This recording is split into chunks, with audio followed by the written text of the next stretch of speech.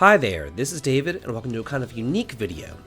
This one is voted on and made up by submissions from my Discord server, showcasing their top 10 best JRPGs of 2022. To cap off the year and the crowdsourced videos that I do about once a month or so, I thought that it would be fun for them to all submit their favorite games and then put them to a vote to really see which JRPGs reign supreme with the fanbase as a whole, not just me. Because remember that this video here isn't necessarily my opinion, but the opinion of the best Discord server around. So come on and join and become part of the fun, and let's go ahead and get started. Number 10, submitted by Elise and receiving 37 votes, is Pokemon Legends Arcus. To kick off our list, we have Pokemon Legends Arcus, released in January, and this was a game changer to the massive Pokemon franchise. Exploring the wilds of the Hisui region, a throwback to earlier times, while simultaneously laying the groundwork for Pokemon research on behalf of your Lord and Savior Arcus, this is a truly special experience that I can scarcely put into words. New elements like battle styles and alpha Pokemon add dynamic strategies to the gameplay. But, most importantly, the titular creatures now roam about the fields, acting like actual animals that you'll come to fear, love, and respect. With a great story, fun side quests, great characters, and excellent quality of life features, Legends Arcus is a standard upon which future games will be built for generations to come, as you'll see later on in the list with yet another Pokemon game. Number 9, submitted by Wills and Weird Duck Season and receiving 40 votes, is Live Alive HD 2D Remastered. This is a release that nobody really saw coming at the start of the year. For 25 or so years now, Live Alive was just kind of known in the West as one of those games that would never be officially localized. Then it kind of popped up out of nowhere during March's Nintendo Direct. I was skeptical, because after all, I really didn't enjoy the original Super Famicom release of Live Alive at all. The original game was underwhelming, and it really felt like Square's B team making a half-assed effort in between their major projects. But now, it's been reborn from the SNES over to the Switch, for a play-on-the-go experience with graphics similar to Octopath Traveler. And while the gameplay does mostly remain the same with a few differences, like showing everyone's strengths and weaknesses, voice acting, and some much-needed rebalancing, it is still such a pleasure to go through. Number 8, submitted by Bluey the Mad and receiving 41 votes, is Pokemon Scarlet and Violet. This is a new take on an old formula, starting off the 9th generation of Pokemon with a bang, as it introduces mechanics like an open world, multiple storylines, terrestrializing, Paradox Pokemon, and the Let's Go feature, and of course, new Pokemon 2. Probably the biggest selling point of the entire game is that aforementioned open world, meaning that you can go anywhere and take on the challenges in any order that you desire. Well, at least in theory. The story and gameplay is above par, and the new battle gimmick, terrestrializing, is a fun way to play around with power boosting. Then there's the gym battles, but these are just one of 3 storylines that you can do to progress through the main story, the 2 other being the Titan Pokemon as well as Team Star. There are 18 badges in total, and you're going to need all of them to complete this gotta catch 'em all masterpiece. Let's just hope that they can fix those bugs, or features. Number 7, submitted by Sultan Cobra and receiving 43 votes, is Chained Echoes. This is the only indie game to make it onto the top 10 list. Developed by only one man over 7 years, it's a throwback to everything that I love about the JRPG genre. The developer has gone through great length to develop Vandalise and to pull the player into its many characters. Like Final Fantasy VI, there's no real main character, but you're instead absorbed into individual stories. From Princess Len's desire to escape her noble life, to Glenn's work to escape humdrum rural life by seeking adventure and money as a mercenary. The gameplay encourages exploration, My favorite part is the reward board, which at first rewards small objectives, but then expands as you complete longer change to provide greater rewards. Combat returns to a turn-based system that lets you tag in people as needed. I do hope that the big publishers are watching, because this is the return to the past that I would love to see in future games. Number 6, submitted by Jeffrey K. and receiving 47 votes, is Crisis Core Final Fantasy VII Reunion. This was originally released back in the day for the PSP, which was a reason why many people bought the system. However, that game stayed locked on the PSP. Many other Final Fantasy re-releases that came over to the PSP were moved on to online stores, but unfortunately, Crisis Core never did budge. So here we are, 15 years later, and now, instead of the game being locked, it was made available everywhere. And importantly, this is not a remaster or just a port, it actually had quite a lot of work put into it. The story and game progression are the same as the original PSPs, but with some added quality of life improvements, including an updated user interface similar to the Final Fantasy VII Remake.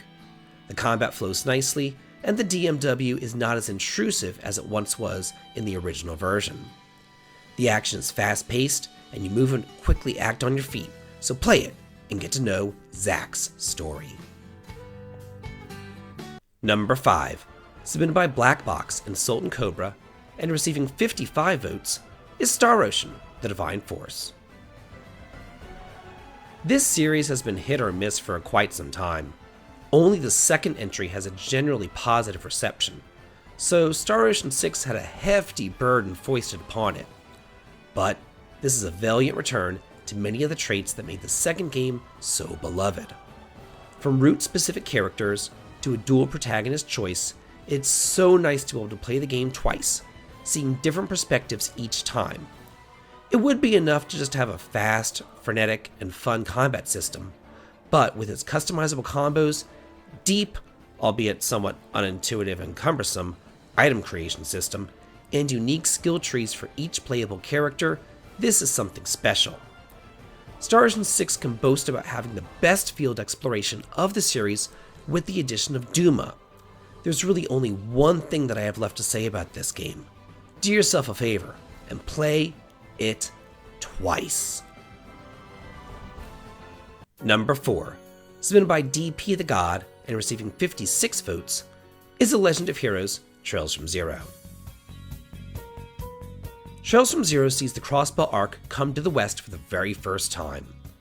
Featuring a socially conscious story covering police accountability and challenging the social status quo, it is a highly customizable system for abilities, equipment, and battle tactics. While keeping the turn-based combat, it manages to make it all extremely addicting and caters to all fans with the ability to change the battle speed as well. The entire cast of characters grows on you quickly, and you'll begin to cherish the relationships that you build throughout your adventure. While it does have some fun locations and scenery, it also has an amazing way of making the city important to the story, kind of like Crossbell is its own character. One of the best parts of the game is knowing that it's part of a much larger narrative, while also still being a self-contained story. And remember, this is only the beginning of the Crossbell arc. Number 3, submitted by Tan the Holy Ark and True Spider Rune, and receiving 58 votes, is Elden Ring. The teams at From Software brought their formula from the Dark Souls franchise into an open-world environment, lush with mystery and adventure. Players here are not limited to a level style of gameplay, forced against frustrating bosses, but instead you venture out onto your own, gathering runes to become stronger. Defeating every enemy feels like an accomplishment, as their AI is pretty adaptive, and they will use their advantages against you.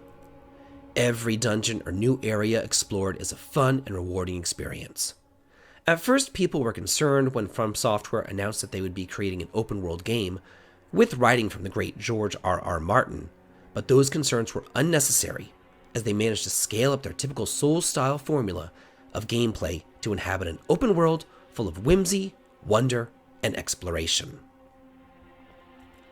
Number 2, submitted by DP the God and receiving 63 votes, is Xenoblade Chronicles 3.